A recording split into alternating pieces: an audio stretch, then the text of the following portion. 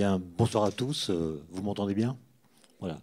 Je voulais remercier Philippe et ses collègues pour leur invitation, l'Institut culturel également pour cette invitation à venir vous parler ce soir.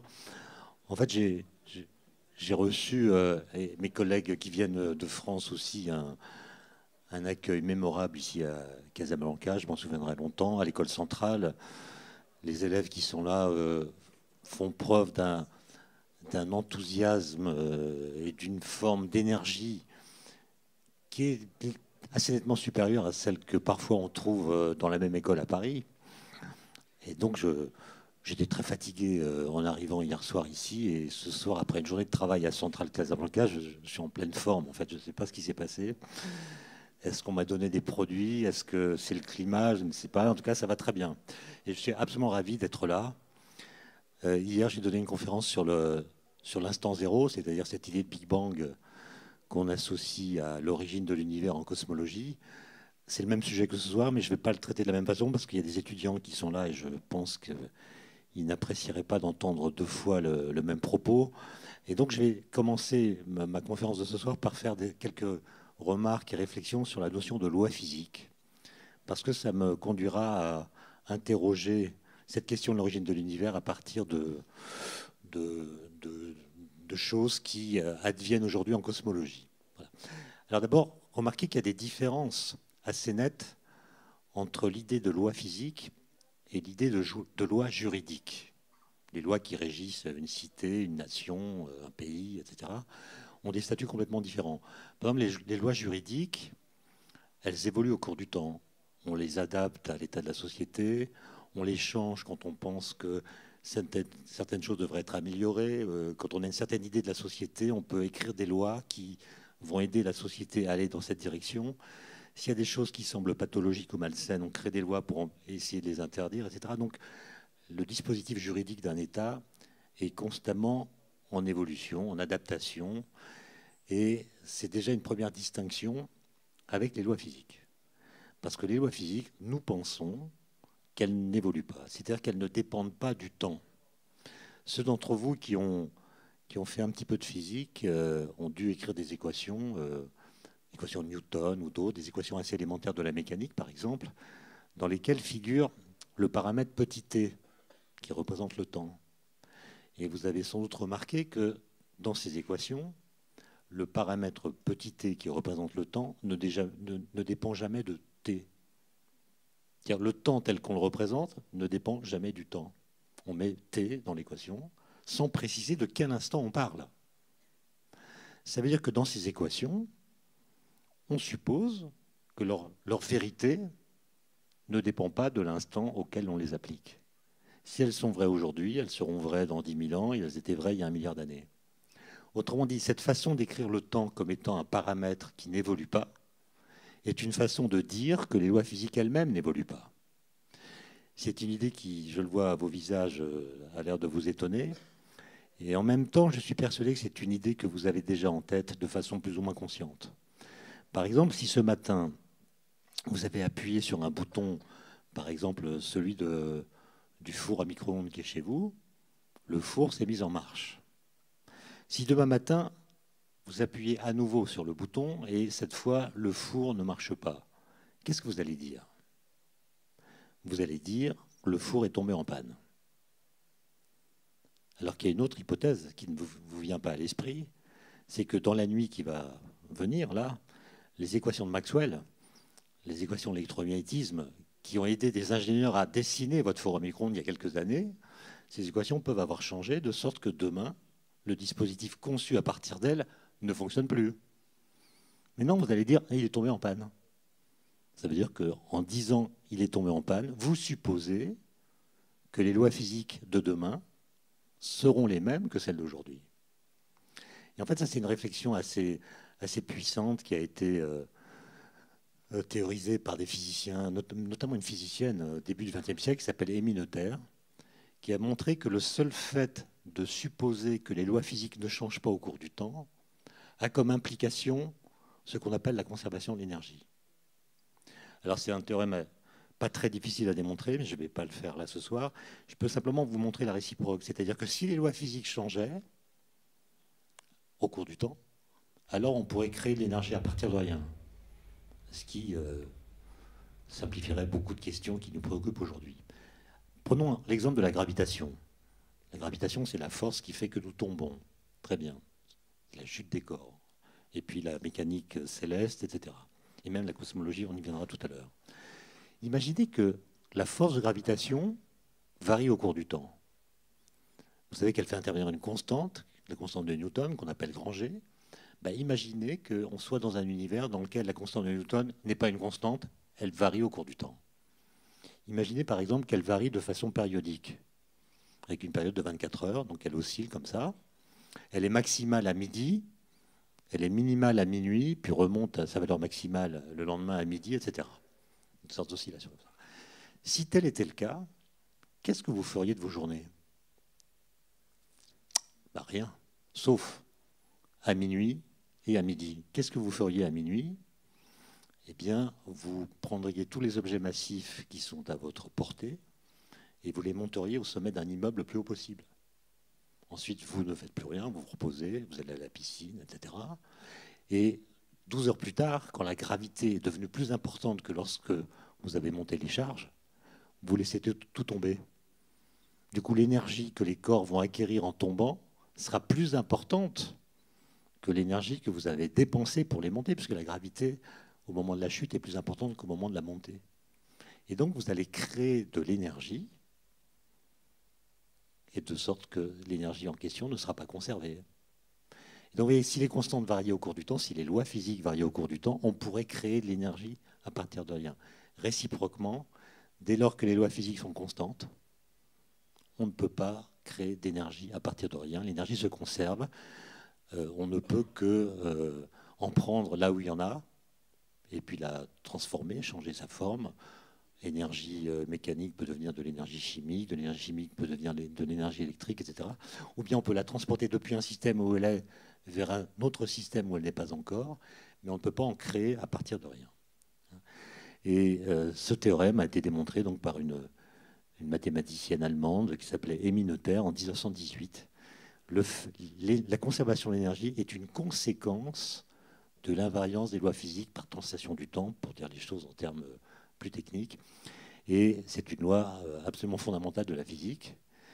Et quand je dis que les lois physiques sont constantes, je parle des lois physiques. Je ne parle pas des lois de la physique. Je ne parle pas nécessairement des lois qu'on trouve dans les livres de physique qui, elles, ont une histoire. On va voir que les lois de Einstein pour la gravitation ne sont pas les mêmes que celles de Newton. Donc la physique a une histoire. Les lois physiques qu'on utilise en 2016 ne sont pas celles qu'on utilisait en 1850, en tout cas pas toutes. Donc il y a une histoire des lois de la physique, mais cette histoire des lois de la physique se fait en supposant que les lois physiques, elles, ne changent pas. Contrairement aux lois juridiques dans une société. Ça fait une première différence.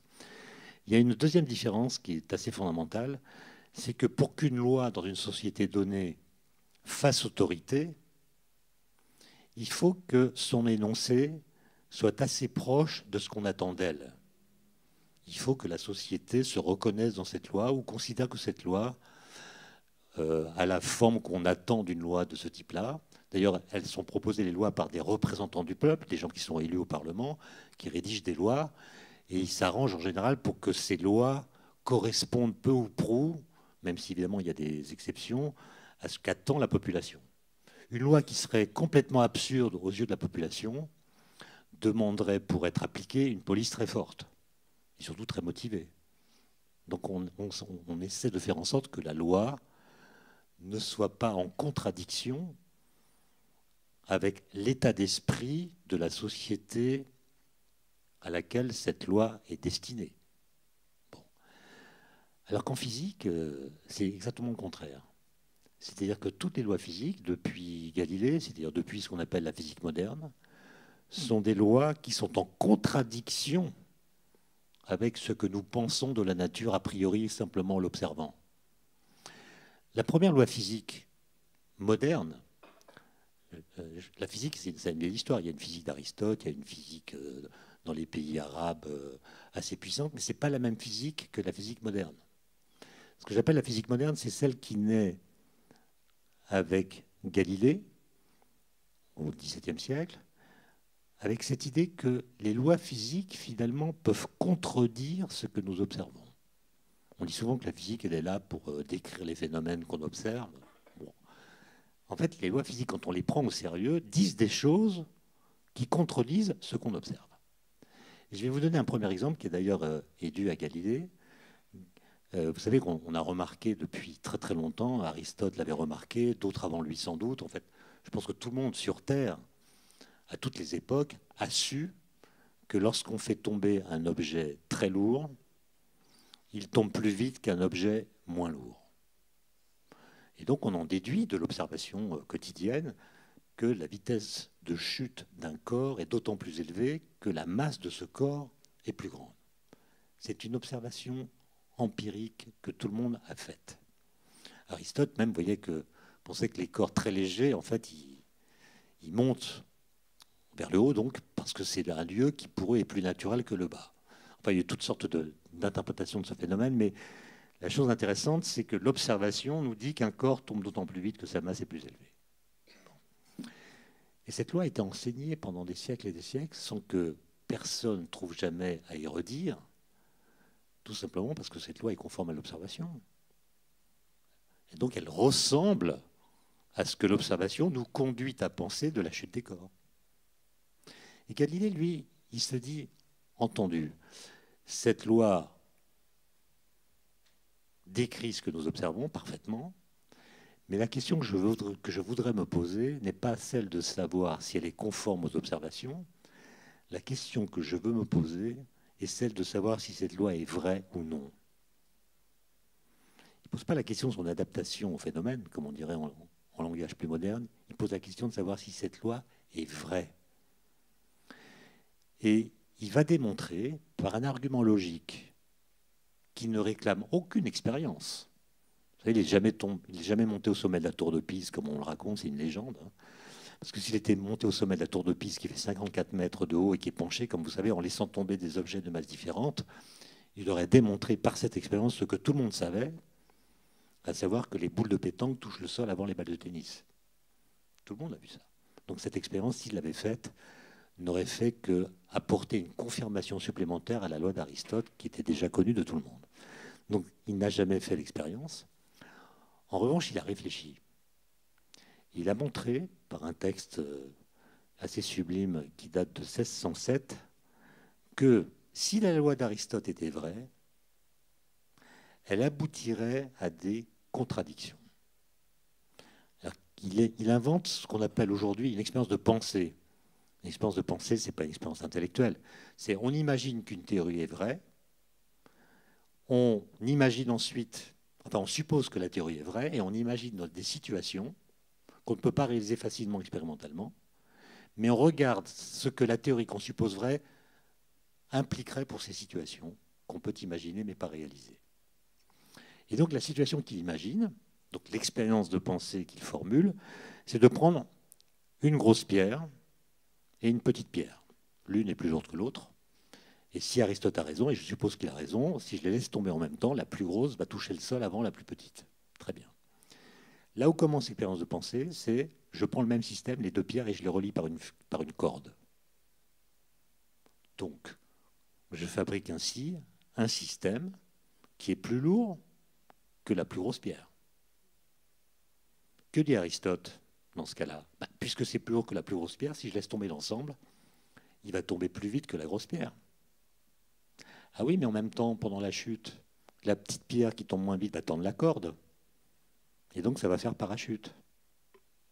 Et donc, la petite pierre va freiner la chute de la grosse pierre. Donc, l'ensemble formé par les deux va tomber moins vite que la grosse pierre. Vous voyez que l'invocation de la même loi, dans ce cas précis, conduit à deux conclusions contradictoires. Ça, c'est un texte vraiment génial de Galilée. Il n'a pas fait d'expérience. Il a montré que dans la loi d'Aristote, il y avait une contradiction que personne n'avait jamais vue. Comment lever la contradiction? En disant que la grosse pierre et la petite pierre tombent exactement à la même vitesse. Ce qui n'est pas ce que nous voyons. Et ça, c'est la première loi de la physique moderne. La vitesse de chute d'un corps est indépendante de sa masse. Donc la loi contredit l'observation. Alors évidemment, on lui tombe dessus en lui disant « mais ta loi contredit l'observation, comment peut-elle être vraie ?» etc. Il dit « oui, mais il faut réinterpréter l'observation. » En fait, il y a d'une part la gravité, qui fait que tous les corps, quelle que soit leur masse, tombent à la même vitesse. Et puis il y a une autre force, qui est la résistance de l'air, qui, elle, agit différemment sur les corps lourds et les corps légers. Et c'est cette force, et seulement elle, qui crée la différence de vitesse de chute entre la pierre lourde et la pierre légère. Et donc, vous voyez, l'observation, évidemment, n'est pas modifiée, mais c'est son interprétation qui est remaniée par le fait qu'on invoque une nouvelle loi qui contredit l'observation et qui oblige à la repenser, et donc à la réinterpréter. Alors, ceux d'entre vous qui se souviennent de leur cours de physique, de mécanique, d'électricité ou d'autres, se rappellent des lois qu'on leur a apprises, et en y réfléchissant bien, ils découvriront que toutes ces lois contredisent l'observation. Il y a une loi fondamentale de la mécanique qui s'appelle le principe d'inertie, qui vous dit un corps qui n'est soumis à aucune force a un mouvement rectiligne et uniforme. Donc un mouvement indéfini qui ne s'arrête jamais. Pas de force, mouvement continu à vitesse constante. Mais qui a jamais vu ça? Qui a jamais vu un mouvement inertiel? Réponse, personne. Tous les mouvements que nous observons autour de nous sont des mouvements amortis, ou bien des mouvements qui sont courbés, comme la trajectoire des planètes, par exemple. Personne n'a jamais vu un mouvement inertiel. D'où, donc le mouvement inertiel, si vous voulez, c'est une espèce d'idéal de mouvement par lequel nous interprétons l'amortissement des mouvements réels. On invoque un mouvement qui n'existe pas pour comprendre les mouvements qu'on observe. Donc il y a une forme d'idéalisation dans la démarche de Galilée, qui est également l'inventeur du principe d'inertie. Et vous voyez que ça va poser un peu plus tard des problèmes conceptuels, notamment pour Einstein. Einstein se dit, mais finalement le principe d'inertie, on ne l'a jamais observé directement. On a observé ses conséquences. La puissance de la mécanique est la preuve que ce principe est juste. Mais on n'a jamais vu de mouvement inertiel. Et donc Einstein se dit, soit on construit la physique sur du sable en acceptant ce principe qu'on n'a pas vraiment testé en lui-même, soit on le rend équivalent à la gravitation. Je veux dire par là que Newton ou Galilée étaient des gens qui pensaient qu'il y avait des endroits dans l'univers où il n'y avait pas de gravitation. Et donc ils pensaient qu'il y avait des endroits où les objets n'étaient soumis à aucune force. Mais Einstein, lui, il sait qu'il y a des masses partout, que l'univers est homogène. Il y a donc de la gravité, un champ gravitationnel à tous les endroits de l'espace-temps. Et donc il n'y a aucun endroit où un objet ne soit soumis à aucune force. Ça n'existe pas. Tous les objets sont soumis, à quelque endroit qu'ils soient dans l'univers, à la gravitation. Et donc le principe d'inertie s'énonce selon une phrase qui ne correspond à aucune réalité physique. Et Einstein va dire, puisque c'est comme ça, je vais postuler une sorte d'équivalence entre l'inertie et la gravitation. Et cette équivalence va le mener à une nouvelle théorie de la gravitation qui s'appelle la théorie de la relativité générale, qui a été publiée il y a exactement un siècle.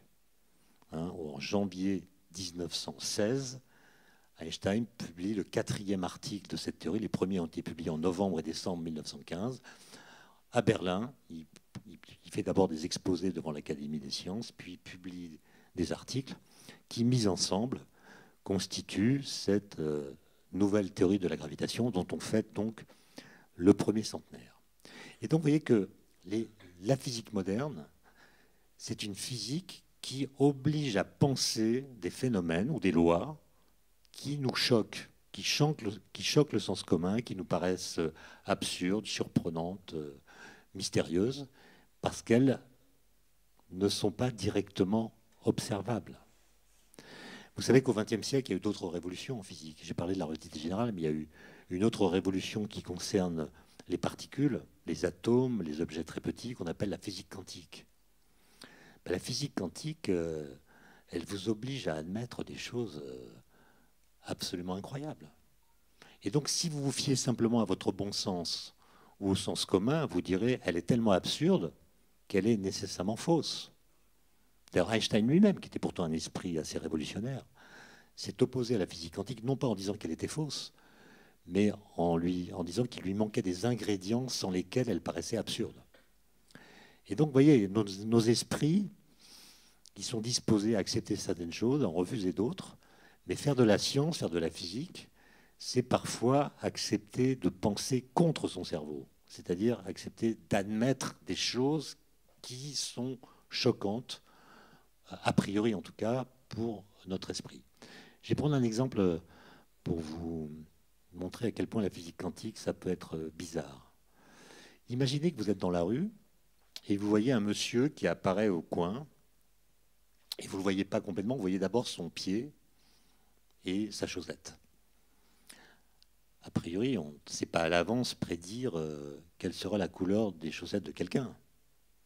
Alors vous voyez que sa chaussette est rouge. Ok. Aussitôt, vous en déduisez que la chaussette de son autre pied sera rouge.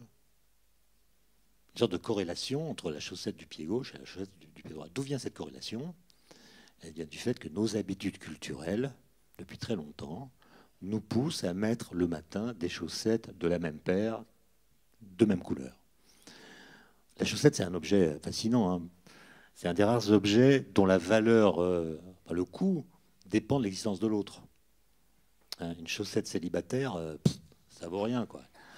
Donc la valeur d'une chaussette dépend de l'existence de l'autre chaussette. D'accord ? C'est quand même assez curieux, ça.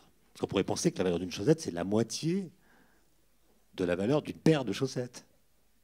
Ah ben non, parce qu'il y a le problème des chaussettes. Il y a des tas de thèses de sociologie là-dessus, parce qu'il y a beaucoup de gens qui perdent une chaussette dans les machines à laver. On perd une chaussette, mais on ne perd pas de chaussures. C'est quand même très curieux. Hein. Enfin, on pourrait perdre beaucoup de temps avec ça, mais comme c'est filmé, je vais essayer de dire des choses qui sont quand même cohérentes. Rappelez-moi toutes les 5 minutes que c'est filmé, parce que sinon je vais... Là, regardez, prenez la mécanique quantique maintenant. Donc la corrélation entre les deux chaussettes de monsieur, là, du monsieur, ça vient du fait qu'il y a des habitudes culturelles qui font que le choix fait par ce monsieur est une cause qui explique pourquoi les deux chaussettes ont la même couleur. Mais en mécanique quantique, c'est pas ça. Vous voyez arriver le monsieur, vous ne savez pas à l'avance quelle est la couleur de sa chaussette. La mécanique quantique, il y a plusieurs possibilités, vert, bleu, jaune, rouge, etc. Et la mécanique quantique vous dit, mais c'est le fait de regarder son premier pied qui va déterminer la couleur de sa chaussette. Il y a une sorte de superposition de possibilités avant, et le fait de le regarder va faire que parmi ces possibilités, une seule se réalise, il va avoir une chaussette rouge. Et la mécanique quantique vous dit, à partir du moment où cette mesure est faite, la chaussette de l'autre pied, qui elle aussi avait une couleur indéterminée, devient rouge. Ah oui, c'est incroyable ça. À distance, même si la distance entre les deux pieds, c'est 20 années-lumière, ça devient rouge aussitôt. Alors évidemment, ça c'est une prédiction de la physique quantique, et quand Einstein voit ça, il dit c'est impossible, ou alors ça n'est possible que parce qu'il y a un signal, une information qui part du premier pied et qui va vers l'autre pied en lui disant « moi j'ai choisi la couleur rouge, donc tu dois faire pareil ». Mais ce signal, il est forcément limité par la vitesse de la lumière, et donc il y a un certain décalage temporel entre la première chaussette qui se met au rouge, si j'ose dire, et puis la seconde qui se met au rouge. Et ce qu'on a démontré, non pas sur des chaussettes, mais sur des particules, c'est que ce signal n'existe pas. C'est-à-dire qu'il y a une sorte d'intrication entre les chaussettes qui n'est pas médiatisée par la transmission d'un signal, mais par une espèce de lien quantique qu'on appelle une intrication, qui fait que ces deux objets sont corrélés d'une façon beaucoup plus forte que toutes les corrélations classiques ne pourraient permettre de l'imaginer. Je ne sais pas si vous avez compris, c'est juste pour dire que dans le monde quantique, il se passe des choses assez étonnantes qui viennent justifier ce qu'un philosophe des sciences qui s'appelle Alexandre Koyré a expliqué dans les années 40 en disant le pari de la physique moderne, c'est qu'on peut expliquer le réel par l'impossible. C'est-à-dire on peut expliquer ce qu'on observe par des lois qui non seulement ne ressemblent pas à ce qu'on voit, mais semblent complètement absurdes. les lois physiques ont des énoncés qui ne correspondent pas aux observations que nous pouvons faire dans la vie quotidienne.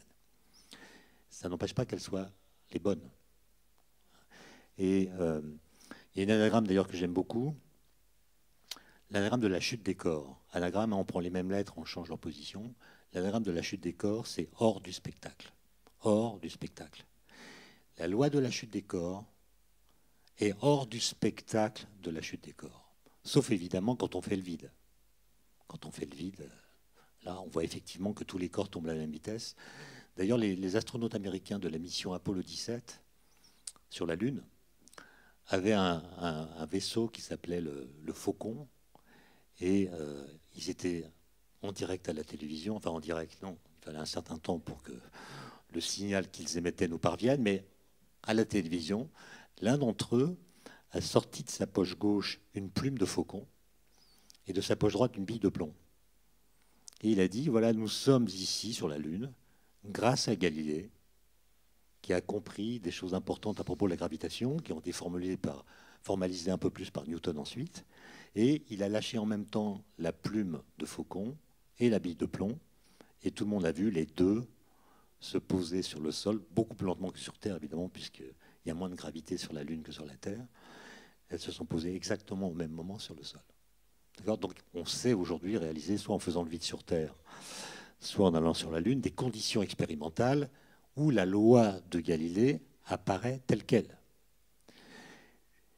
Mais ce qu'il faut avoir en tête et qui est source d'admiration, c'est que des gens ont pu penser ces lois, les énoncer, alors même qu'ils n'étaient pas capables de réaliser les conditions expérimentales permettant de les voir. Aujourd'hui, par exemple, tout le monde sait que la Terre est ronde. On a vu des photos de satellites, etc. Mais ça fait des siècles, même des millénaires qu'on le sait. Aristote le savait et d'autres.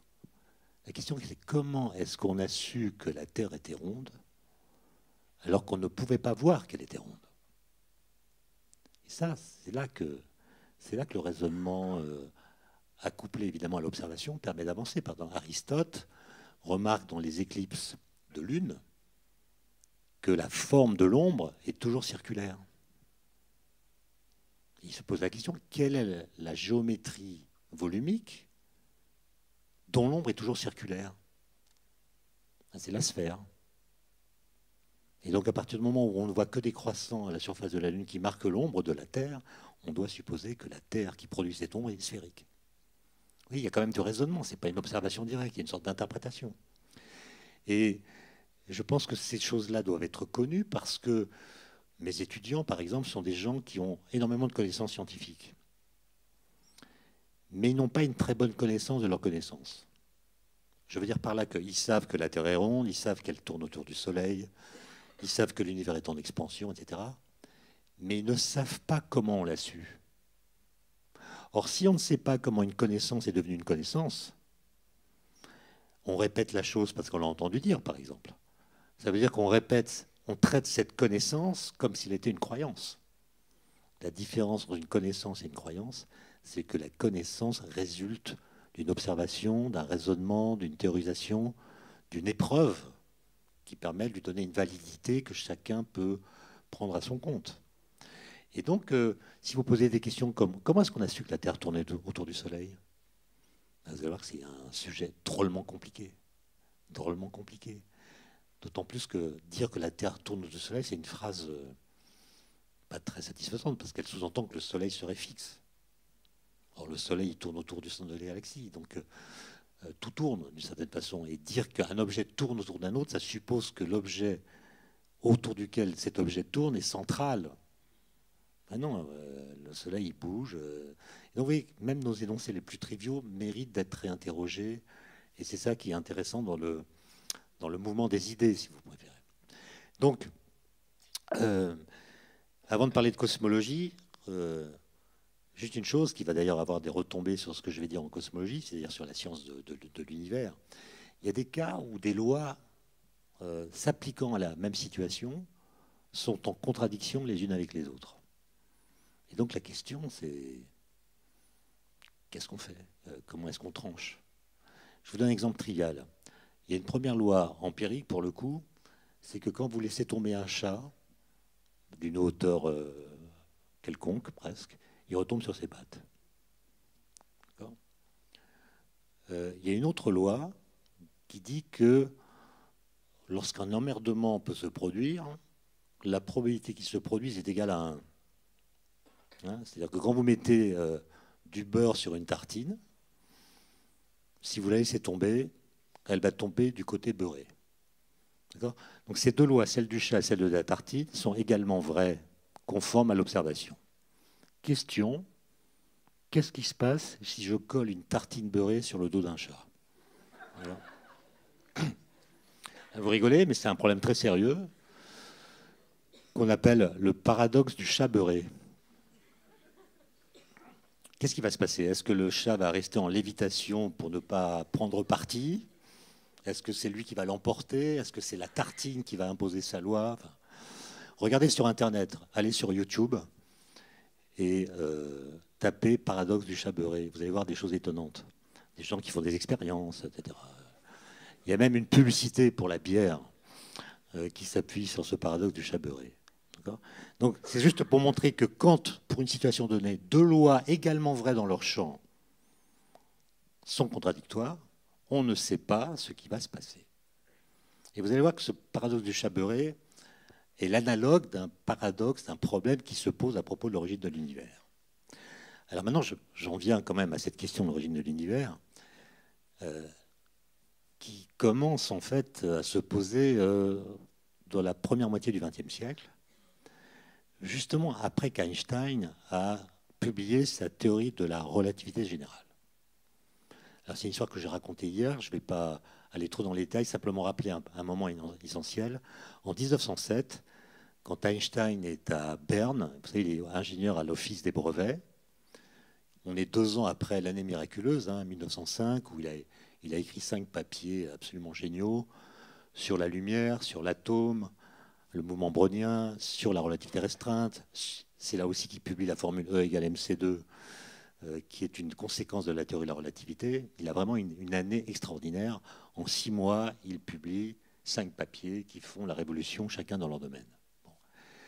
2 ans plus tard, il est toujours à l'Office des brevets, et un physicien qui s'appelle Stark lui demande d'écrire un papier de synthèse sur la relativité, une sorte de bilan d'état de l'art, comme on dirait, de la relativité. Et en l'écrivant, il réfléchit, il se pose des questions, et il se demande par exemple s'il serait possible d'insérer la gravitation dans la théorie de la relativité telle qu'il l'a formulée en 1905. Ça le travaille, il se demande si c'est possible, parce que la relativité dit que la lumière ne va pas à une vitesse infinie, elle a une vitesse finie. Or, la gravitation telle que Newton l'a décrit dit que quand on met 2 objets à une distance quelconque dans l'espace, ils s'attirent l'un l'autre par la force de gravitation de façon instantanée. Comment est-ce qu'une force peut s'exercer instantanément entre des objets qui sont éloignés l'un de l'autre dans l'espace s'il y a une vitesse finie pour la propagation des signaux? Donc Einstein voit qu'il y a une sorte de contradiction entre sa relativité et Newton. Comment résoudre cette contradiction? Il réfléchit. Et un jour, il fait une sorte de rêve éveillé, une sorte d'expérience de pensée, mais avec son corps. Il s'imagine en train de tomber en chute libre. Qu'est-ce qui se passerait pour mon corps? Qu'est-ce que je ressentirais si je tombais en chute libre? Évidemment, on pourrait facilement le savoir en tombant en chute libre. Bon, mais Einstein n'était pas partant. Il essaie de raisonner. Et il se dit ceci: si je tombe, c'est sous l'effet de mon poids. Je chute parce que y a une force qui s'appelle la gravitation qui m'attire vers le centre de la Terre et ça provoque ma chute. Mais si je tombe en même temps que, par exemple, mon chapeau, mon parapluie, mon cartable, Galilée nous a expliqué que tous les corps tombaient à la même vitesse. Donc les corps qui tombent avec moi, chapeau, parapluie, cartable, tombent à la même vitesse que moi. Donc par rapport à moi qui suis en train de tomber, ils ne tombent pas. Donc je tombe du fait de la pesanteur, et le fait de tomber me fait croire que je suis en apesanteur. La chute annule la cause de la chute. C'est comme si les objets n'avaient plus de poids. Ils étaient en lévitation par rapport à moi. Et donc, cette idée, qui n'est pas une invention, c'est simplement une lecture assez curieuse de la loi de Newton, ou de Galilée, incite Einstein à considérer que quand on tombe, en fait, on ne sent pas son poids, bien que ce soit à cause de lui qu'on tombe. Vous voyez, c'est un truc un peu bizarre, il faut tirer ça au clair. Et Einstein énonce à ce moment-là le principe d'équivalence, qui va être l'argument sur lequel, des années plus tard, il va construire sa théorie de la relativité générale. Alors, que dit ce principe d'équivalence? C'est le seul moment compliqué de mon exposé, quoique, vous imaginez que vous êtes dans une cabine hermétique. Donc il n'y a pas de fenêtre, il n'y a pas de hublot qui vous permettent de voir l'extérieur. Et dans cette cabine, vous mettez un physicien auquel vous donnez des balles de masses différentes. Il va s'amuser à les laisser tomber pour voir ce qui se passe. Première situation, la cabine en question est posée sur le sol terrestre. La cabine est immobile. Elle est simplement disposée dans le champ de gravité terrestre. Évidemment, le physicien qui est là, il va laisser tomber des balles et il va les voir tomber comme nous voyons qu'elles tombent, c'est-à-dire selon les trajectoires paraboliques. Et s'il est intelligent, il va en déduire la loi de Newton pour la gravitation, par exemple. Deuxième situation, la cabine n'est pas sur Terre, elle est dans le vide, elle est loin de tout objet massif, elle est en dehors de tout champ de gravitation. Elle est dans le vide, si vous préférez. Simplement, elle est accélérée par une espèce de titan avec une accélération égale à l'accélération de la pesanteur. Donc la cabine est accélérée avec une accélération constante, donc sa vitesse augmente avec le temps. Et dans cette cabine-là, il y a toujours un physicien avec des balles, etc. Il va faire des expériences. Et ce qu'il va voir, c'est que les balles sont attirées vers le sol, exactement comme sur la Terre. Quand un ascenseur, par exemple, est accéléré, vous avez l'impression qu'il y a une force qui vous colle au plancher. Et ce que dit Einstein, c'est que le physicien que vous avez mis dans la cabine, aussi intelligent soit-il, aussi rusé soit-il, ne pourra jamais dire s'il est dans la première situation, cabine dans un champ de gravitation immobile, ou bien s'il est dans la deuxième situation. Les lois physiques sont exactement les mêmes dans le premier cas que dans le second cas. Elles sont ces deux situations qui sont parfaitement équivalentes.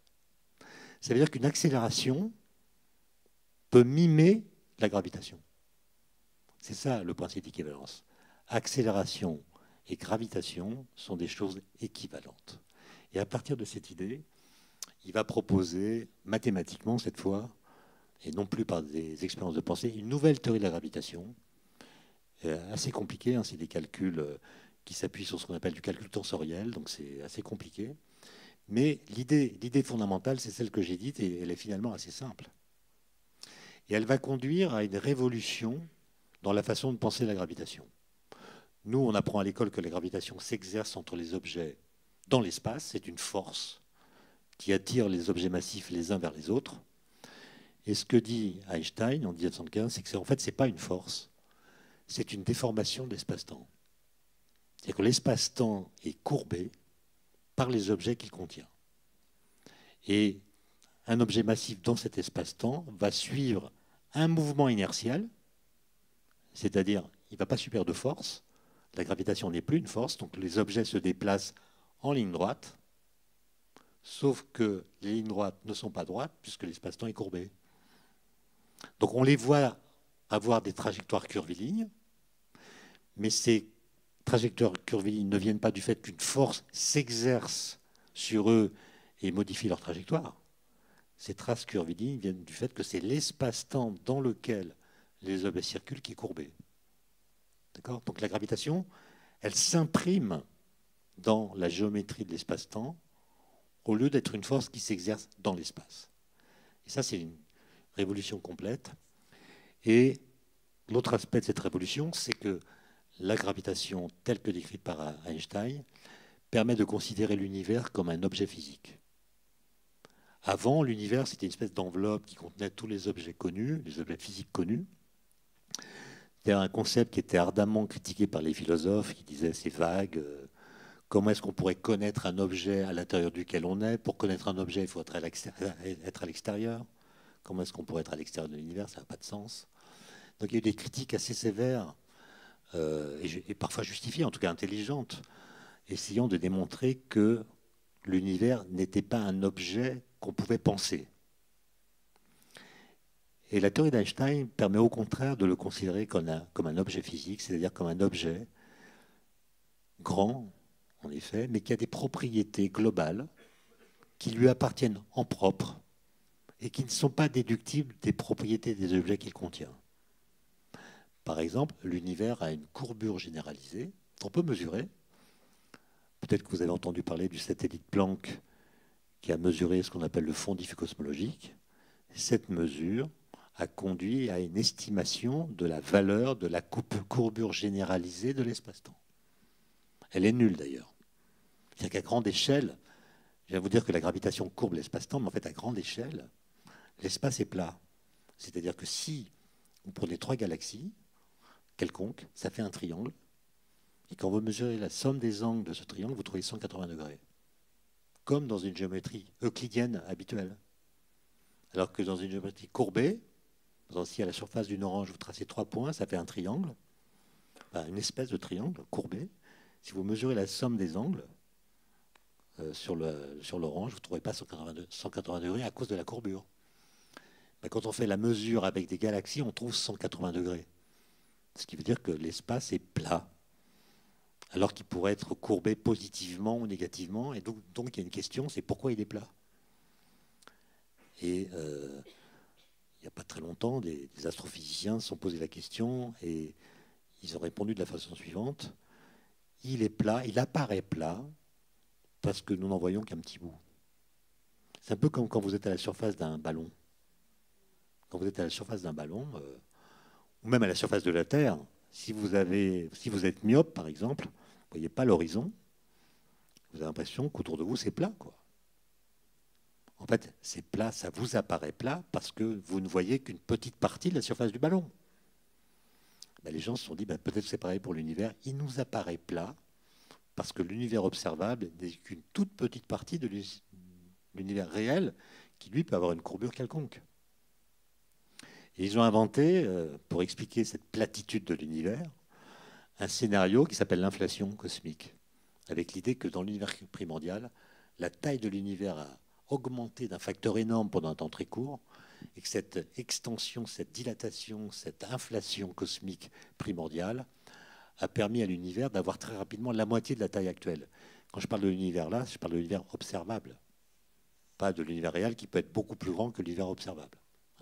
Vous voyez comment, à partir de la théorie d'Einstein, on peut commencer à faire ce qu'on appelle de la cosmologie scientifique, c'est-à-dire faire une science qui porte non pas sur des objets qui sont dans l'univers, des particules, des étoiles, des galaxies, mais faire une science dont l'objet unique, c'est l'univers, et de déterminer ses propriétés qui sont, pour certaines d'entre elles, en tout cas, mesurables. Après, la suite de l'histoire, elle est passionnante, assez complexe, donc je ne peux pas la raconter complètement. Je vous donne quelques étapes. Dans les années 20, alors que beaucoup de gens pensent que l'univers est stationnaire, les gens pensent que l'univers n'a pas d'histoire, il est l'objet, il est le lieu de mouvement, il y a des étoiles qui se déplacent, etc. Mais on pense que le mouvement des étoiles, nous le voyons tel qu'il a toujours été. Il n'y a pas d'histoire qui se déroule dans cet univers. Il y a des mouvements, mais il n'y a pas d'histoire. Et dans les années 20, notamment aux États-Unis, il y a un télescope installé sur le mont Wilson, qui est à l'époque le plus grand télescope au monde, qui a un miroir de, je crois, 2 mètres. C'est énorme pour l'époque, en tout cas. Et les gens commencent à regarder des objets très lointains et commencent à se rendre compte qu'il existe des objets lumineux qui ne sont pas dans la Voie lactée, qui ne sont pas dans notre galaxie, qui a des objets extérieurs à la galaxie. Ils appellent ça des nébuleuses, qui est l'ancien nom pour dire galaxie. Et donc on s'aperçoit qu'il y a un extérieur de la Voie lactée et on commence à faire des mesures des fréquences de la lumière que nous envoient ces objets. Ils sont plusieurs à faire ça. Il y en a un qui s'appelle Vesto Slipher, il y en a un autre qui s'appelle Edwin Hubble. Ils font des observations et ils se rendent compte, moyennant une certaine interprétation, que les galaxies que nous pouvons voir semblent s'éloigner de nous à une distance qui est d'autant plus grande, à une vitesse, pardon, qui est d'autant plus grande que leur distance est plus grande. Plus elles sont loin, plus elles vont vite. Plus elles vont vite en s'éloignant de nous.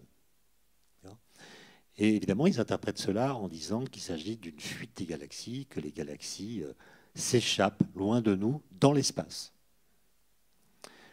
Mais en fait, un autre physicien qui vit en Belgique, s'appelle l'abbé Lemaître, lui, il réinterprète ces mêmes données de Hubble à partir des équations d'Einstein de la gravitation, donc à partir de la relativité générale. Et ce qu'il montre, c'est que si on croit aux équations d'Einstein, alors l'interprétation qu'on doit faire de ce phénomène observé doit être complètement différente. C'est-à-dire qu'on doit dire non plus que les galaxies s'éloignent les unes des autres dans un espace qui serait statique, il faut qu'on dire que les galaxies sont immobiles dans un espace qui ne l'est pas. Et donc si nous voyons les galaxies bouger, s'éloigner les unes des autres, c'est non pas parce qu'elles se déplacent dans l'espace en s'éloignant les unes des autres, mais parce que l'espace qui les sépare se dilate. C'est l'espace qui gonfle, de sorte que nous voyons les galaxies se déplacer, mais ce déplacement n'est pas lié à un mouvement qu'elles auraient dans l'espace. C'est l'espace qui gonfle. Et c'est ce phénomène-là qu'on va appeler l'expansion de l'univers. Et donc à partir de 1930, à peu près tous les cosmologistes, même s'il y a des résistances, admettent que l'univers est en expansion. Je parle de l'univers observable. Et ça veut dire quoi, l'univers est en expansion? Ça veut dire que si on regarde, si on remonte le temps vers le passé, on remonte le cours du temps, ben, qu'est-ce que ça dit? Ça dit que l'univers dans le passé était plus petit, il était plus dense, puisque les objets se rapprochent, ça fait une densité de matière qui est plus importante. Et troisième argument, il était également plus chaud, beaucoup plus chaud. Et donc plus on va dans le passé, plus l'univers est petit, plus il est dense, plus il est chaud. Et après la guerre, après la Deuxième Guerre mondiale, toutes ces notions se raffinent. Notamment, on essaie de comprendre la formation des noyaux d'atomes, ce qu'on appelle la nucléosynthèse. Et ça permet de dire à quelle température il devait y avoir pour que tel noyau puisse se former, etc. Donc tout ça s'affine. Et à partir des années 1948-49, on a un modèle assez consistant qui s'appelle le modèle d'évolution dynamique de l'univers, qui est publié par plusieurs physiciens, dont l'un qui s'appelle Gamow, physicien russe qui a émigré aux États-Unis, et qui propose l'idée que quand on monte vers le passé, en utilisant pour ce faire des calculs, ce n'est pas de l'observation, c'est des calculs, les équations d'Einstein, on déroule le temps à l'envers, l'univers est plus petit, et si on tient compte de la loi de Hubble sur l'expansion de l'univers, on arrive à l'idée que, je triche un peu avec les chiffres, je prends les chiffres récents, mais c'est pareil, il y a 13,7 milliards d'années, cet univers observable se concentrait, quand on remonte vers le passé, en un point. Donc l'univers avait une taille nulle, il était ponctuel, il avait une température infinie et une densité infinie. Voilà. Et donc on a ce qu'on appelle une singularité initiale, à laquelle on a associé un instant zéro, qu'on a appelé le Big Bang. On a dit ça c'est le Big Bang. Ce n'est pas le résultat d'une observation. Personne n'a jamais vu le Big Bang dans un télescope. C'est le résultat d'une extrapolation, d'un calcul, à partir des équations d'Einstein qui décrivent la gravitation. Et évidemment, ce Big Bang a été interprété, sinon comme l'origine, du moins comme le commencement de l'univers. Et on l'a interprété comme une espèce d'explosion initiale qui a engendré tout ce qui existe, le temps, l'espace, la matière, l'énergie, le rayonnement, etc. Ce qui évidemment pose des questions compliquées. Qu'est-ce qu'il y avait avant? Qu'est-ce qui a fait office d'allumette cosmique? Dieu dans tout ça? Enfin, vous voyez, ce genre de questions. Parce que l'origine, c'est une question qui est une zone de concurrence, voire de conflit entre la science et la religion. Et donc il y a eu des tensions, il y a eu des discussions, etc. Et ce que je vais vous montrer, c'est que les choses ne sont pas si simples. Parce que quand on fait cette extrapolation vers le passé, je l'ai déjà dit 2 fois, je le répète, c'est avec les équations d'Einstein, qui décrivent la gravitation. Or, vous savez sans doute que dans l'univers, il y a d'autres forces que la gravitation. Il y a les forces électromagnétiques, responsables des phénomènes chimiques, de la cohésion des atomes, de la lumière, etc., de votre four à micro-ondes, quand il marche. Donc ça, c'est les forces électromagnétiques. Et puis dans la matière, il y a d'autres forces qu'on a identifiées dans les années 1930, qui sont les forces nucléaires. En fait, il y en a 2 qui ont été découvertes la même année, 1932.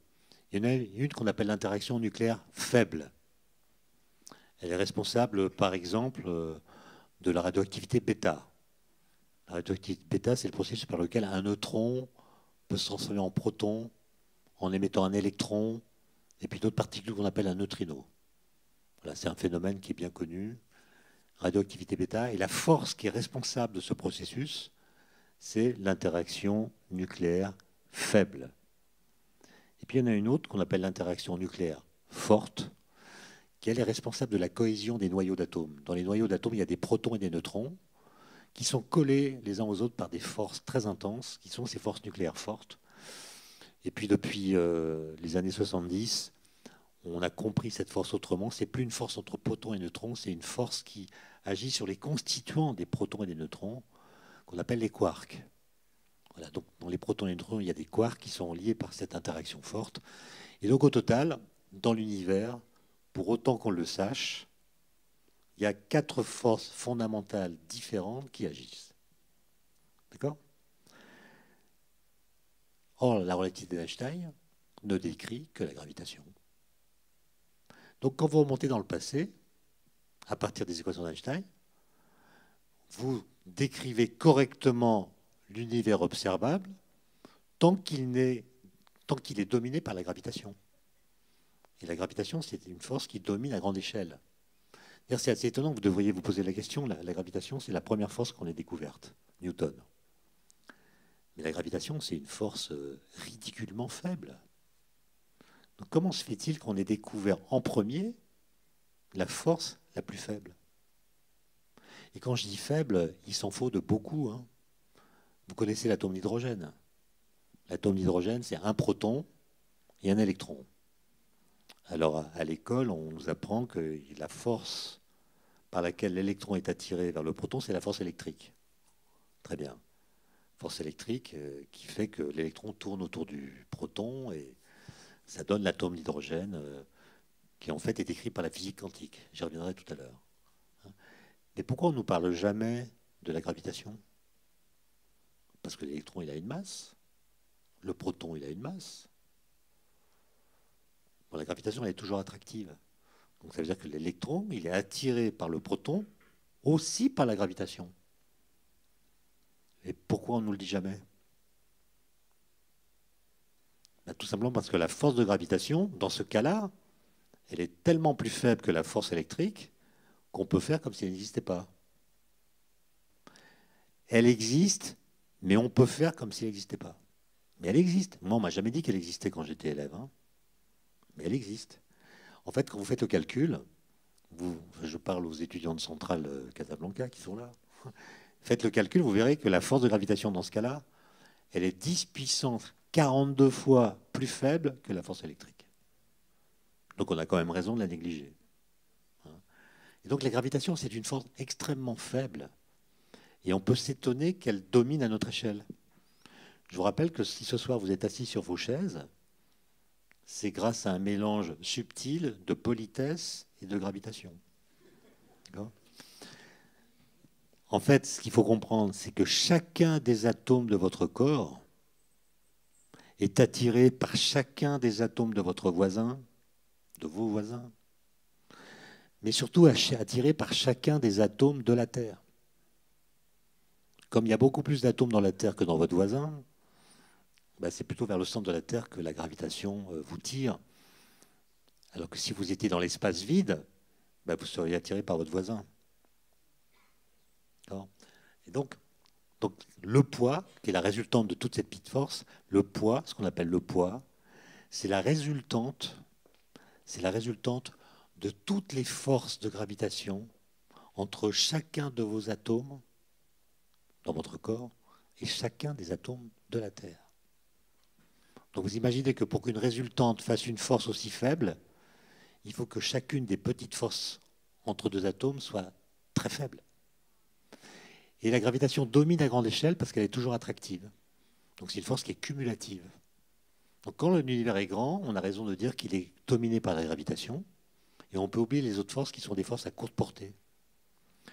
D'ailleurs, vous le voyez très bien si vous regardez vous avez remarqué que les gros objets, quand je dis gros, je parle des étoiles ou des planètes, les gros objets sont toujours sphériques.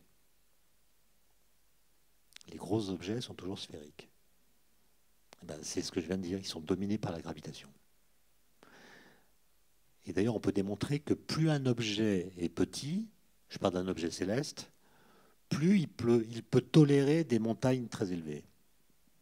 Par exemple, sur la Terre, on ne pourrait pas avoir de montagne dont la hauteur serait plus grande que 20 km. Si on mettait sur la Terre une montagne de 20 km, la pression qu'elle exercerait sur sa base serait tellement forte que la roche casserait et la montagne s'écroulerait. La hauteur maximale, c'est 20 km. D'ailleurs, l'Everest, c'est 8 km, c'est à peu près ça. Alors que sur la Lune, on pourrait avoir des montagnes de 80 km. La Lune est plus petite, mais elle pourrait avoir des montagnes plus grandes. Bon, il n'y a pas eu d'activité sismique sur la Lune, donc il n'y a pas de montagne. Il y a des cratères, mais ce n'est pas la même chose.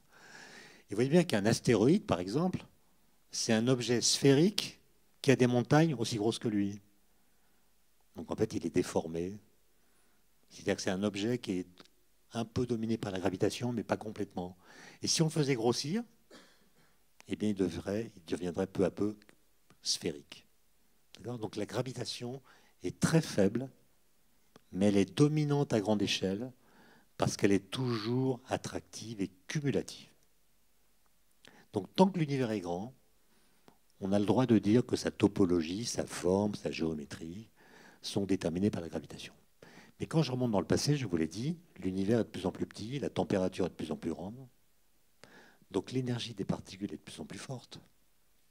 Donc les particules dans l'univers primordial subissent certes la gravitation, mais aussi les autres forces, les forces électromagnétiques et les forces nucléaires, qui ne sont pas décrites par les équations d'Einstein.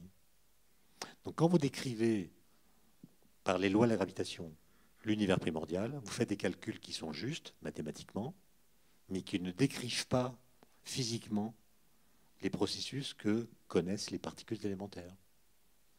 Autrement dit, la gravitation, dans ce cas-là, ou la relativité générale, est une théorie qui est incomplète, physiquement incomplète. Elle ne décrit pas tout ce qui se passe. Et on peut démontrer, à partir d'un calcul très simple que je ne vais pas faire ici, que on peut remonter, grâce aux équations d'Einstein, jusqu'à une période dans le passé de l'univers qu'on appelle le mur de Planck. Le mur de Planck, c'est en gros quand l'énergie moyenne des particules était celle d'un TGV en circulation. Donc une énergie énorme. Chaque particule avait autant d'énergie qu'un TGV. Et quand on est dans cette situation, ça va encore pour les équations d'Einstein. Je simplifie, mais en gros, c'est ça. Par contre, ce qui s'est passé avant le mur de Planck, les équations d'Einstein ne peuvent pas le décrire. Tout simplement parce qu'il faut tenir compte des autres forces que subissent les particules qui ne sont pas décrites par la théorie d'Einstein. Et ces autres forces dont j'ai parlé, elles sont décrites dans un autre cadre théorique complètement différent qui s'appelle la physique quantique. Et la physique quantique, elle décrit la force nucléaire, les forces électromagnétiques, dans un modèle théorique qu'on appelle le modèle standard. Et peut-être avez-vous entendu parler en 2012 de la découverte du boson de Higgs, qui est une particule qui avait été prédite par cette théorie il y a bien longtemps, qui prouve qu'on a bien compris la bonne façon de décrire ces interactions. Et c'est là qu'on tombe sur une histoire de Chaberey. C'est que les lois de la gravitation sont en gros les lois qui disent qu'un chat retombe sur ses pattes. Les lois de la physique quantique sont des lois qui disent qu'une tartine beurrée tombe du côté beurré. Le problème, c'est qu'avant le mur de Planck, il faut décrire les 4 forces en même temps. Donc il faut faire un chat beurré. Qu'est-ce qui va se passer avec un chat beurré? Et en fait, on ne le sait pas parce que les lois de la gravitation, celles d'Einstein, Et les lois de la physique quantique sont complètement contradictoires. Il y a mille manières de le montrer. Celle que je choisis ce soir, c'est de dire que l'espace-temps de la physique quantique, qui décrit 3 des 4 forces, n'est pas du tout le même que l'espace-temps de la relativité générale.